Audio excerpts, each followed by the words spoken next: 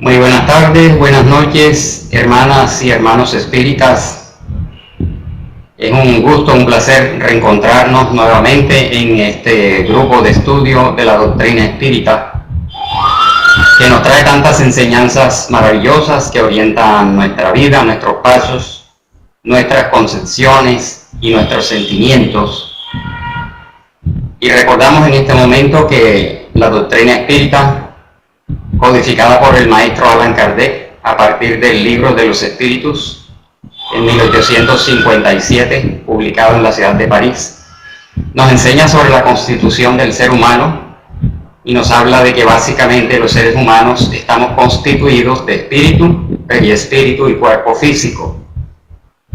Igualmente, a la luz de las enseñanzas del espíritu de Juana de Ángelis a través de sus numerosas obras, hemos comprendido que el ser tiene un ego, tiene un yo profundo, y que ese yo profundo, ese ser verdadero, está en proceso de evolución. Vamos desarrollándonos poco a poco, desprendiéndonos de las actividades del ego, que es el yo que se ha fortalecido con la evolución de las especies. Y Juana de Ángelis, en su obra Amor, Invencible Amor, nos habla del tema de las fugas y de la realidad. Y nos preguntamos, ¿fugas de dónde? ¿De dónde nos fugamos para que ella hubiese abordado esta concepción en esta forma? Indudablemente hay un yo externo, que es el yo egoísta, y hay un yo trascendente, un yo profundo. Pero estamos dormidos de esas realidades espirituales profundas, porque nuestros espíritus imperfectos, que estamos encarnados en estos mundos de expiación y de prueba, vamos despertando poco a poco todas esas cualidades, todas esas potencialidades del alma que están como semillas adormecidas en nuestra profundidad, en ese self, en ese sí o en ese yo superior o yo profundo, del cual hablan numerosas doctrinas espiritualistas, y que la doctrina espírita, ya en la sabiduría de Juana de Ángelis como espíritu superior, vamos comprendiendo mejor nuestra trascendencia espiritual y la necesidad de ir despertando esas potencialidades. En el capítulo titulado Fugas y Realidad encontramos conceptos como el egoísmo, el egocentrismo y el egotismo. Tomando los diccionarios encontramos que egoísmo viene del latín ego, que es yo, y representa un inmoderado y excesivo amor a sí mismo que hace atender desmedidamente al propio interés. La persona egoísta se centra en sí misma y en sus propios intereses, sin cuidarse de los intereses de los demás, del prójimo. El egoísta no se interesa por el prójimo, y regimos nuestros actos de acuerdo con nuestra absoluta conveniencia. Y sabemos que el egoísmo, como nos enseña la doctrina espírita desde Kardec y los demás autores, es una de las plagas de la humanidad, de donde se derivan muchos otros defectos, pasiones, vicios e imperfecciones. Y en la medida en que no venzamos ese egoísmo, no salgamos de ese centramiento en nuestra propia personalidad, nuestro espíritu deambula por numerosas reencarnaciones centrándose en ese yo. También se nos habla del egocentrismo, que viene del latín ego y del yo y centro, que es una exagerada exaltación de la propia personalidad. En realidad, las palabras egoísmo, egocentrismo y egotismo tienen la misma raíz, que es el yo, pero tienen unas connotaciones un poco diferentes. El egocentrismo es cuando nos convertimos y deseamos convertirnos en el centro de atención y de actividad. El egocentrismo consiste en creer que las opiniones y los intereses propios son más importantes que los pensamientos de los demás. Básicamente se utiliza este término para referirse a que queremos y deseamos siempre ser el centro de atención y el centro de actividades de donde nos encontremos. Y de origen inglés está la palabra egotismo, que es el prurito de hablar constantemente de sí mismo. En psicología es el sentimiento exagerado de la propia personalidad, actitud o rasgo de la personalidad que consiste en que el sujeto aparece siempre hablando de sí mismo, sobrevalorándose, despreciando las cualidades de los demás, haciendo que la persona sea sujeto vanidoso, presuntuoso, altivos e impositivos. Pero ¿cuál es el origen del ego? ¿Por qué el ser creado por Dios, todos somos espíritus inmortales creados por Dios, tenemos que tener ese apegamiento a ese yo superior, ese yo externo, ese yo inferior propiamente hablando? Y viene de la evolución del principio espiritual a través de las distintas especies. Durante todos esos milenios de millones de años de la evolución biológica que ha estado acompañada por la evolución gradual del espíritu, el ser desde las etapas primitivas en donde el principio espiritual, allí residente en esas formas vitales elementales, todavía no tenía la connotación de espíritu individualizado o espíritu propiamente dicho, vemos toda la escala evolutiva de las especies y comprendemos que en cada paso, en cada evolución, en cada género y especie, el principio espiritual va despertando potencialidades y capacidades. Pero ese yo, ese ego tiene que defenderse de las agresiones del medio ambiente, como sucede en la selva con las especies vivientes, los seres inferiores, los animales. Ellos compiten unos con otros, tienen que luchar por su propia supervivencia e indudablemente tienen que defender su familia, su hogar, su prole y defenderse de las inclemencias del ambiente. Entonces se forma el ego biológico que es necesario para la sustentación de la vida, ya que si este ego biológico no se hubiera desarrollado en el principio espiritual, no habría una base para consolidar la posterior evolución del espíritu. Cuando ya somos espíritus propiamente dicho, que hemos salido de la etapa de los antropoides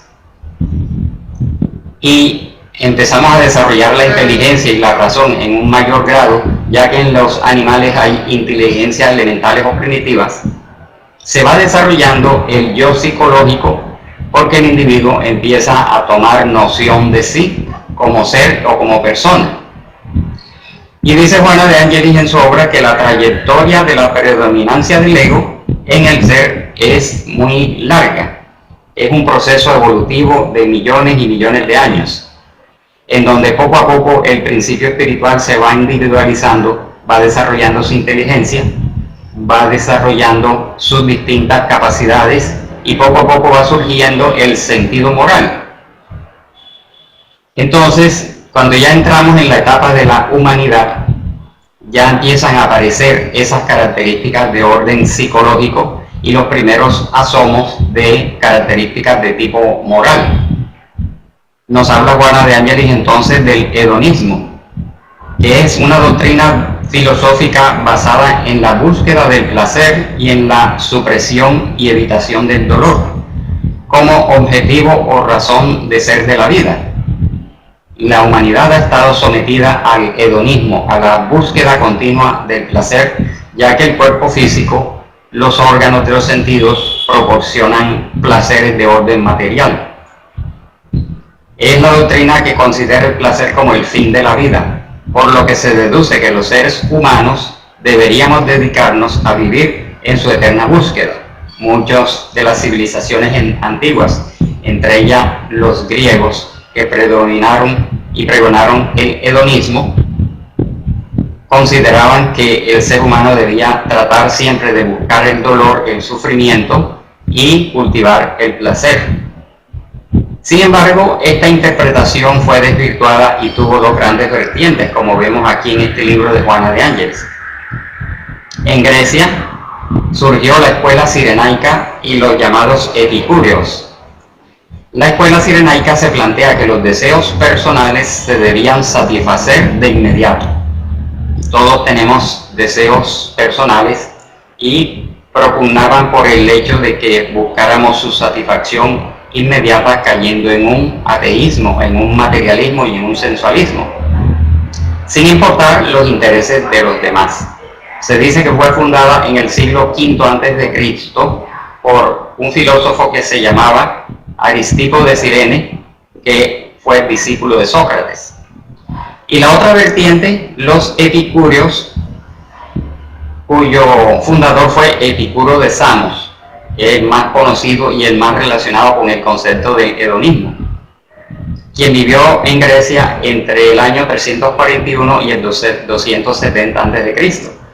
La doctrina que predicó Epicuro de Samos ha sido modificada y mal interpretada a través de la historia, hasta el punto de que algunos lo toman como un libertino, mientras que otros lo consideraron un asceta. Lo que en realidad él consideró que lo que excitaba los sentidos son los placeres sensuales, pero que existían otras formas de placer, de agrado, de gusto, que nos proporciona la naturaleza. Por ejemplo, la belleza de un paisaje es disfrutar del placer de ver un paisaje, escuchar una música suave, probar un alimento agradable, era lo que él propugnaba. También afirmó que ningún placer era malo en sí, solo que los medios para buscarlo pueden ser el inconveniente para la persona, que nos lleva a cometer muchos errores, y que con el tiempo este concepto de este personaje, Epicuro de Samos, fue mal interpretado como si él fuera un sensualista o un materialista, cuando él igualmente se refería a los placeres del alma. Juana de Ángelis entonces de allí nos enlaza con el concepto del deseo, que viene siendo para el espíritu un factor de tormento cuando este deseo no es bien encaminado. El deseo es factor de tormento porque se manifiesta con predominancia del interés, sustituyendo a todos los demás valores. Es decir, el deseo no es malo en sí, sino cuando se vuelve sensualista y materialista, y cuando predomina por encima de los demás valores e intereses, o cuando predomina ese yo biológico y ese yo psicológico. Dice ella que el deseo de naturaleza lasciva, fuertemente vinculado al sexo, atormenta, dando lugar a variadas patologías que necesitan asistencia terapéutica especializada. Allí se está refiriendo específicamente a la sexolatría, cuando el individuo vive en función del sexo y relega a un segundo plano los demás placeres y los demás intereses. Surge entonces la insatisfacción, la frustración y los conflictos, ya que Juana de Ángelis nos dice que el hedonista solo se ve a sí mismo, aturdiéndose en la insatisfacción que acompaña al placer material o al placer sexual propiamente dicho, por cuanto jamás se torna pleno, ya que el placer sexual satisface de momento, pero no lleva al individuo a la plenitud cuando no está acompañado del sentimiento sublime del amor. Ella dice que el ansia de placer es tan incontrolable cuán interminable. Conseguido uno, surge otro en una sucesión desenfrenada, como vemos que sucede en el mundo actual. Hay nuevamente una especie de hedonismo materialista, un hedonismo de bajo nivel, en donde lo que se busca es el placer, la satisfacción material, y se desplazan otros intereses del individuo. Entonces todo eso para Juana de Ángelis constituye una fuga de lo espiritual, porque el individuo solamente está viendo un aspecto de la realidad. Cuando estos afanes no se satisfacen, surgen las frustraciones de diverso orden, frustraciones interiores. Imponen una alteración de la conducta, dando origen al deseo del poder en algunos individuos, deseos de gloria. Eso empieza a surgir, por ejemplo, desde la infancia, la adolescencia o la juventud, cuando la sociedad, las normas, las reglas y las leyes le van poniendo frenos al individuo que desearía tener un placer pleno a toda costa. Mas como estamos inmersos en medio de una civilización en donde tenemos que respetar los intereses de los demás, han surgido las leyes y las normas de moral, las normas de conducta, las enseñanzas morales religiosas y espirituales, entonces el individuo siente una frustración, determinados individuos, no todos afortunadamente, de la no satisfacción de lo que él anhela. Y entonces esto se va produciendo un conflicto interior en donde después eclosiona con toda la fuerza y la violencia, y en algunos individuos se vuelve para proporcionarse todos aquellos gustos y satisfacciones, deseando el poder, la gloria, el dinero, para poder dar satisfacción plena sin ningún obstáculo y sin ninguna regulación. De allí Juana de Angelis explica que es el origen de muchos dictadores y dominadores. Son algunos de esos acontecimientos psicológicos los que dieron surgimiento a los dictadores, a los dominadores arbitrarios, grupos humanos, llevando a crímenes terribles. También da origen a perseguidores implacables que incluso hoy en día se están viendo a nivel mundial, en un importante número de los que hacen desdichados a otros porque ellos mismos son infelices. Entonces, en estos dictadores de la actualidad hay que buscar las raíces tanto en vidas anteriores, en donde el individuo tuvo diversos tipos de frustraciones, como en la presente reencarnación desde las primeras etapas del desarrollo del niño, en donde pudo tener padres dominantes, pudo tener abusos, muchos de esos abusos sexuales, pudo tener padres dominantes o castigadores o padres demasiado complacientes. Y como cada espíritu, cada hijo, cada niño trae una psicología diferente, los resultados no son iguales para el mismo número de hijos. Si en un hogar hay 5 hijos y hay padres dominantes, indudablemente el que trae más conflictos del pasado es el que puede volverse demasiado extrovertido, violento o perseguidor, o por el contrario caer en estados de ensimismamiento o de introversión. Entonces, con relación al hedonismo aparece el altruismo, que es lo contrario. La búsqueda del placer, por lo tanto, es parte esencial de los desafíos psicológicos, existenciales, siempre que sea dirigida hacia aquellos que proponen la liberación, la conquista de paz y la realización interior. Como surge el prójimo, Jesús nos habla del amor al prójimo, amor a Dios y amor al prójimo como a sí mismo.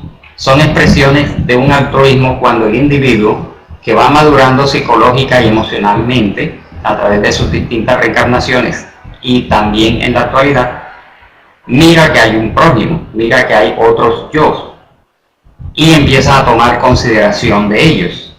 Por eso encontramos que muchos espíritus que han dictado estas obras manifiestan que el altruismo es el antídoto contra el materialismo, el sensualismo y el hedonismo, para superar la etapa hedonista de la evolución del ser. Por lo tanto, durante el proceso evolutivo del ser, es normal que pasemos por esos atrapamientos de orden psicológico, de esos apegos de tipo materialista, pero que poco a poco vamos comprendiendo en las distintas reencarnaciones que es una etapa necesaria, es una etapa muy larga y que igualmente va a requerir de muchas reencarnaciones para poderla superar, sin que eso quiera decir que el individuo renuncie a luchar contra sus tendencias materialistas con el pretexto de que esto puede quedar para otra reencarnación, o que esto es muy difícil, o que ahora no lo puedo lograr. Porque es importante, como enseñan los espíritus, que iniciemos este trabajo desde el momento presente, tomando ya conciencia de estas situaciones. También nos habla Juana de Angelis en el tema de las fugas y la realidad, porque en realidad el apego a lo material es una fuga de lo espiritual. Nos estamos olvidando de ese ser profundo, ese yo, porque estamos pasando por una etapa de inmadurez psicológica y nos dejamos conducir por lo exterior, suponiendo que allí está la realidad.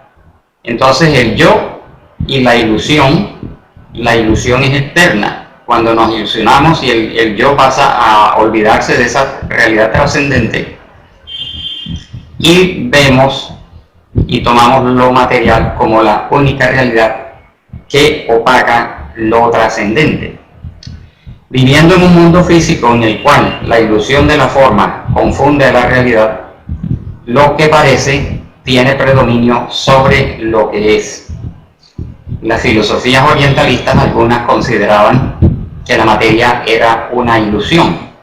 En realidad no es una ilusión propiamente dicha, ya que lo material, los mundos materiales y nuestros cuerpos físicos son el apoyo básico para la evolución del espíritu, porque de lo contrario nunca reencarnaríamos, no existirían los mundos materiales, no habría el proceso reencarnatorio, no habría la pluralidad de mundos habitados, ya que el espíritu pudiera evolucionar en el mundo espiritual sin necesidad del contacto con la materia. Sin embargo, la materia es una realidad, solo que no debemos tomarla como una realidad trascendente por encima de lo realmente trascendente, lo espiritual. Y que no tomemos lo visible y temporal que domina los sentidos en detrimento de lo no visible. Lo no visible es lo que está dentro de nosotros, dentro de nuestra realidad de carácter espiritual. Y que nos aferremos a lo temporal, que son las cosas y las reencarnaciones, por encima de lo que es trascendente, atemporal, como es el espíritu. Entonces surge un conflicto entre ese parecer y el ser. Juana de Angelis dice en esta obra que el descubrimiento del yo profundo, del ser real, es en consecuencia la trayectoria más difícil, la más sacrificada, exigiendo todo el empeño y dedicación para ser lograda. Es decir, que este descubrimiento de este yo profundo y trascendental, que tiene una trayectoria bastante larga, ese descubrimiento es la etapa más difícil que estamos viviendo en los actuales momentos en que la doctrina espírita nos viene a concientizar y hablarnos de todas estas realidades, y comprobamos en nuestro propio ser lo difícil que es esa transformación, esa reforma moral, ese despertar de las cualidades morales y espirituales que poco a poco van despertando en nosotros. Entonces, con relación al ser psicológico, este se mueve con libertad, pudiendo vivir el pasado en el presente en el momento y el futuro, conforme a la proyección de los anhelos, igualmente en la actualidad. ¿Qué quiere decir esta frase, este párrafo que es bastante recargado de conceptos? Que el espíritu vive como un ser trascendente, porque ahora mismo nuestro espíritu está viviendo situaciones, hábitos y adquisiciones que vienen del pasado. Igualmente estamos en un presente y a la vez nuestro espíritu está proyectando situaciones hacia el futuro, en virtud de la ley de causa y efecto. Nosotros en la presente reencarnación, sometidos a expiaciones y pruebas, estamos recibiendo la herencia espiritual de lo que hicimos en una reencarnación pasada. También tenemos una realidad en nuestro entorno que la estamos viviendo con mayor o menor conciencia, y a la vez estamos cultivando anhelos, deseos y proyectos, y nuestra conducta actual ya está proyectando ciertas características que vamos a tener en la futura reencarnación. El tiempo es hecho de momentos, convencionalmente denominados pasado, presente y futuro, pero el espíritu en sí es atemporal. Llega un momento a todos los seres en desarrollo psicológico en el cual el ser recurre a la búsqueda espiritual. Es el momento que ahora, de la mano de la doctrina espírita, estamos viviendo. Ya empezamos a encaminarnos a la búsqueda de lo espiritual, y afortunadamente tenemos una doctrina que es clara, que es objetiva, una doctrina que no tiene dogmas, no tiene ritos, no tiene misterios ni tiene simbolismos, los cuales sí cultivamos en reencarnaciones pasadas. Y muchos de nosotros hoy espíritas todavía tenemos aquellos atavismos de tipo religioso, de tipo simbólico, el gusto por el símbolo, por el rito, por el ritual y por los misterios. Indudablemente la doctrina espírita carece de todo eso. Nos muestra la realidad espiritual en una forma directa. Entonces hemos pasado en nuestro pasado espiritual por una serie de trayectorias de orden religioso, en donde oscilamos entre el fanatismo religioso y entre el hedonismo o el materialismo, llegando a convivir los dos elementos en distintas reencarnaciones. Más en el presente, afortunadamente ya tenemos una doctrina que nos habla claramente al respecto de todas estas realidades.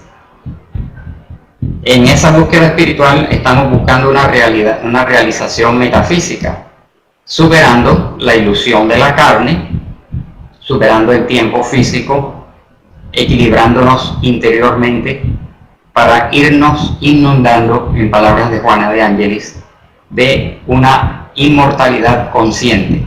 Nos vamos haciendo conscientes de que somos unos seres inmortales a partir de la creación que Dios hizo de nosotros como entes espirituales. Otro de los factores que nos atrapan es la dualidad. Nos fugamos de la realidad espiritual y caemos en la dualidad del bien y del mal, de lo blanco y lo negro, lo superior y lo inferior. Todos los opuestos, el bien y el mal, tener y no tener, ganar y perder, y los otros dividen la mente. Nuestro espíritu está dividido, está escindido, como explica Divaldo en sus conferencias. Y nos apartan de la mente original, sucumbiendo a ese tipo de dualismo conceptual y dualismo vivencial. La dualidad siempre estuvo presente en el ser humano, desde el momento en que comenzó a pensar, desarrollando la capacidad de discernir. Luego, ese dualismo, aunque cumple una función en determinados campos, no permite que el individuo sea un ser unificado en sus criterios. Los opuestos se han constituido entonces en desafíos para la conciencia, que debe elegir lo que le es mejor, en detrimento de lo que le es pernicioso, perturbador y generador de conflictos. Indudablemente, ante la dualidad del bien y del mal, sabemos qué camino elegir a la luz de las enseñanzas espirituales y espíritas. ¿Qué significa el mal? El mal es todo aquello que se presenta negativo, de apariencia perniciosa, que deja marcas perturbadoras y afligentes. El mal es el remanente de los instintos agresivos que traemos del pasado, cuando ejercíamos la dominación arbitraria, cuando elaborábamos intereses personales, imponiéndose en detrimento de las demás personas y circunstancias. Pero el mal es de duración efímera, comparándola con toda la trayectoria evolutiva del espíritu, efímera desde ese punto de vista atemporal del espíritu, pero es larga en el sentido del proceso evolutivo del ser. En su origen, el ser no posee conciencia ni del bien ni del mal, retrocediendo un poco a nuestras etapas primitivas. No teníamos noción del bien ni del mal, porque no se había desarrollado el sentido moral. Vivíamos bajo la opresión del instinto, que nos llevaba, como dijimos al principio, a la supervivencia, a la defensa y a la reproducción. La selección de lo que debe con relación a lo que no debemos realizar se da mediante la sensación del dolor. Inicialmente el dolor físico, después el dolor psicológico y posteriormente, en etapas más avanzadas, el de carácter moral. Es decir, que el criterio para la búsqueda del bien y la evitación del mal, en las etapas más primitivas del ser, se basaba en el dolor físico. Después, un poco más evolucionados, apareció el dolor psicológico, los sufrimientos, y en la actualidad, aún teniendo los dos anteriores en menor grado, son los dolores de carácter moral que, como dice en el Evangelio, según el espiritismo de Allan Kardec, suelen a veces ser más pungentes que los mismos dolores de tipo material. Entonces, referente al bien, que es el camino que el espíritu debe escoger, dice que aunque exista el bien social, el de naturaleza legal, aquel que cambia el concepto conforme a los valores éticos establecidos geográfica o genéricamente, fluctúa soberano el bien trascendental. Es decir, la sociedad y la civilización han establecido una serie de conceptos sobre el bien, pero igualmente son limitados y temporales. Dice Juana de Ángeles que por encima de todo eso hay un bien trascendental que el tiempo no altera, y se va descubriendo, lo vamos descubriendo poco a poco. Ese bien está inscrito en la conciencia de todos, así como las leyes divinas. ¿Dónde está inscrita la ley de Dios? En nuestra conciencia. Pero también nos explica la misma doctrina que no está despierta en todos, que está como gérmenes, como semillas que se van despertando a través de las distintas reencarnaciones y a través de nuestra evolución. Igualmente el bien está inscrito en la profundidad del ser. Muchas veces se mantiene anestesiado, permanece y se impone oportunamente, invitando al infractor a la recomposición de nuestro equilibrio y a la reparación de los daños causados. Estamos sometidos entonces a la ley de causa y efecto. El bien puede ser personificado por el amor, dice Juana de Ángeles. Todo aquello que promueve y eleva al ser, aumentando su capacidad de vivir en armonía con la vida, la prolonga, tornándose edificante, es una expresión del bien. Y el bien es la meta final reservada a todos los individuos. Es el camino, así como el amor, el bien, la perfección, la felicidad, la sabiduría y la pureza son las metas finales unificadas en una sola realidad en nuestro caminar al encuentro con Dios, al cual llegaremos algún día como espíritus puros cuando hayamos reunido y recorrido todos esos caminos evolutivos. Pero como estamos experimentando, como dice Juana de Ángeles, la predominancia del ego inferior, es demasiado extensa, es demasiado larga, y por eso requiere de mucho esfuerzo para ser superado. También se refiere a las vivencias de la infancia. ¿De dónde proceden esas fugas psicológicas que nosotros manifestamos en nuestra vida actual, mostrando diversos tipos de conflictos? Mostramos personalidades extrañas, y aunque conocemos la doctrina, tenemos que luchar mucho por superar muchos de esos conflictos. Muchas de esas vivencias vienen de la infancia, constructora de la vida psicológica del ser humano. O sea, la infancia es la constructora de la vida psicológica del ser humano. Debe ser vivida con amor. Sería lo ideal de que nuestra infancia fuera vivida con amor, en un clima de armonía, a fin de modelarlo para todos los días futuros de la jornada terrestre. Es decir, que en esa infancia, que es la construcción psicológica del ser humano, debería ser vivida en armonía.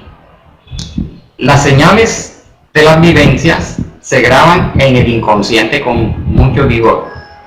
Cómo nos trataron, cómo nos educaron, qué nos prohibieron, qué nos permitieron, eso se graba con vigor en el inconsciente, pasando a escribir páginas que no se borran. ¿Por qué? Porque a pesar de que tengamos una edad de 40, 50 o 60 años, seguimos mostrando muchas de esas huellas y de esos traumas del pasado. reviviendo casi siempre los episodios que desencadenan los comportamientos en los variados periodos por donde transitan. Entonces ahí se dieron impresiones agradables e impresiones desagradables. Cuando las impresiones son agradables, resultantes de los momentos felices, pasan a formar parte de la autorrealización. Es decir, los niños que afortunadamente tuvieron momentos agradables, buenos padres, buenos ejemplos y buenos tratos, eso pasó a grabarse en el yo profundo, contribuyendo para el despertar de ese yo profundo. Precisamente se quedan grabados allí y contribuyen a ese despertar, venciendo las barreras impeditivas colocadas por el ego. El ego siempre nos va a poner barreras hasta que logremos dominarlo, ¿no? Pero si las impresiones recibidas durante la infancia fueron positivas y agradables, le van a dar al individuo fuerzas para su propia autorrealización. Pero, desafortunadamente, si algunas de esas situaciones fueron negativas, van a perturbar el desarrollo de los valores éticos y comportamentales, como la gran mayoría de la humanidad podemos manifestar en la actualidad, ¿no? Hay una cierta alteración en el despertar de nuestros valores éticos y comportamentales, generando patologías psicológicas avasalladoras que se expresan mediante un ego predominante o violento o agresivo o débil. Entonces cada uno de nosotros tiene su proyección de tipo psicológico en donde se manifiestan aquellos hechos, aquellas marcas, y que como fueron negativas algunas, no todas, y que como muchos padres a veces fueron dominantes o muy permisivos, no lo hicieron por maldad, sino por ignorancia espiritual, y porque ellos a su vez traían de más atrás algunas marcas de tipo psicológico, haciendo que tengamos determinadas características que se manifiestan en nuestra vida, haciéndonos, por ejemplo, pesimistas, depresivos, otros extrovertidos, otros exhibicionistas, y así toda la extensa gama de características psicológicas que los seres humanos mostramos. Entonces dice Juana de Ángeles que esas marcas y traumas de la infancia son casi imposibles de ser borradas. Afortunadamente hay un casi, porque indudablemente el espíritu evoluciona. Como sucedería con la melladura provocada por la presión o el golpe bajo una superficie delicada, que por más que sea corregida, siempre permanece, aunque sea poco perceptible. Entonces, en conclusión, la búsqueda de la realización personal debe iniciarse en la autosuperación, mediante un vigoroso autoanálisis.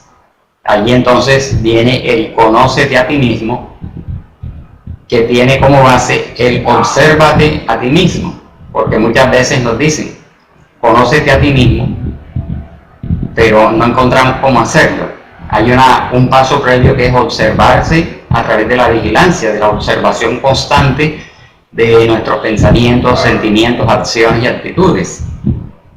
Y entonces caemos en un estudio de sí mismo. Estúdiate a ti mismo para que después llegues a conocerte a ti mismo, para ir descubriendo esas realidades trascendentes que hay en nuestra profundidad, y también encontrar esas marcas y huellas y traumas de la infancia para irlas superando a través de las acciones renovadoras del presente.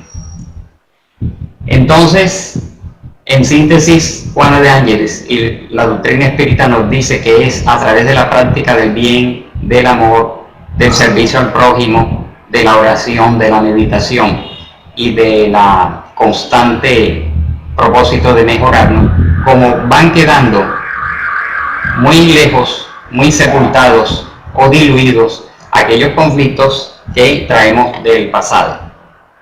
Entonces nos volvemos nosotros nuestros propios terapeutas a través de ese autoanálisis y ese propósito de autosuperación. vamos buscando poco a poco nuestra propia realización. Esa humildad nos da fuerzas para aumentar el cuadro de las relaciones interpersonales, caminando en el campo de la fraternidad, en el campo del perdón y el autoperdón, como dijimos, el amor al prójimo, el servicio al prójimo, y tomando las enseñanzas del Maestro Jesús como el psicoterapeuta por excelencia, demostró que era necesario volver a esa fase de pureza, de humildad, cuando anunció terminante: si no os hiciereis como niños, de modo alguno entraréis en el reino de los cielos. Por lo tanto, es en ese buscar, en ese autoanálisis y en ese trabajo permanente en nosotros mismos, a través de la observación de sí mismo, el estudio de sí mismo, llegaremos poco a poco al conocimiento de sí mismo, que indudablemente no lo vamos a lograr en una sola reencarnación, pero que ya desde esta tomamos esa decisión, ese propósito de mejorar, de progresar y de irnos realizando de la mano de las enseñanzas que nos trae la doctrina espírita. Así, amigas y amigos, con este apresurado resumen concluimos la exposición de hoy y quedamos a disposición para cualquier inquietud o preguntas que de momento se hayan originado. Muchas gracias.